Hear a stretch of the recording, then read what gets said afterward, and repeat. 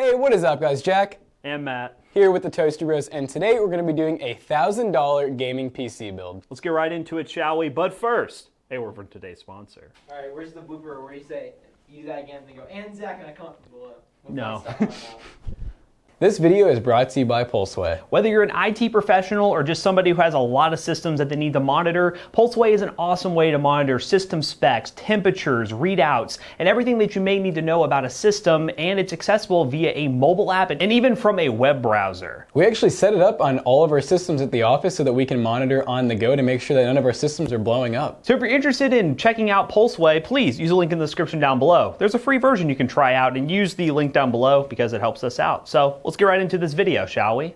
Okay guys, so this PC build is going to be focused around the Ryzen 5 3600X, which we have to give a big special thanks to AMD for sending this over. They actually sent us a ton of their processors, 3rd gen Ryzen processors, to do some builds with, so be sure you're subscribed and turn on that bell notification to know when every single PC build goes live. For the motherboard, we went with the MSI B450M Bazooka motherboard. This is a B450 micro ATX motherboard from MSI. It's going to be a really nice color scheme, and it's pretty affordable, and it should support 3rd gen. And of course, we went with the trusty Teamforce T-Force Delta. This is 16 gigs at 3000 megahertz. It's RGB, it's super affordable, and it's only a little bit more than the 8 gig kit right now, so you might as well get 16 gigs. And if you guys have seen a previous benchmark of this graphics card, this is the AMD Radeon Rx 5700. This is a really good graphics card from AMD. It's on their new series, so we're gonna benchmark this with this really nice 3600X processor and hope to get some mad FPS in games. Now for the power supply. We went with the same power supply we've been using recently because power supply pricing is actually kind of weird right now. But anyways, this is a Thermaltake Smart Series 500 watt power supply. Nothing too fancy about it. You can get it on Amazon for around 40 bucks. It's decent, does the job, and 500 watts is more than enough power to power this 5700 and the 3600X. You can also buy 4 at a time accidentally. Yeah, we have 4 of these, so we're gonna have to use them in multiple builds. So if you complain about it, whatever. Now for storage, you know we here at the Toasty Bros love to use these M.2 drives as the primary way of storing our files because it doesn't add another cable like a SATA SSD or hard drive, and hard drives, who use those anyway. This is a 500 gigabyte WD Blue M.2 drive, and also it's quite affordable. Now big thanks to Cooler Master for sending over their Silencio S400, which is actually a silence optimized micro ATX case. As you can see right here, we actually took the silence part off because we're really trying to get the most possible airflow that we can into this case and get really good cooling performance, because we are going to have some heat